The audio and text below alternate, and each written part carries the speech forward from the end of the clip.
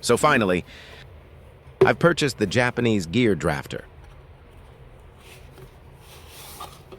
A 1000 in the 0.5mm variant.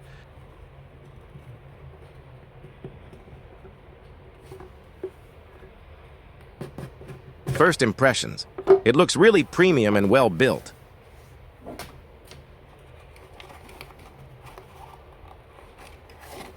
The nib is retractable, which is a great feature, because it protects the tip from damage if the pencil accidentally falls. That alone adds to its durability.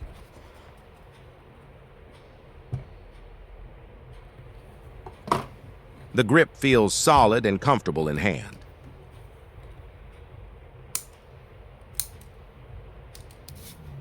This pencil is especially good for precision work, smooth curves, clean shading, giving you better control during long drawing or drafting sessions, and very fine detailing where normal pencils usually struggle.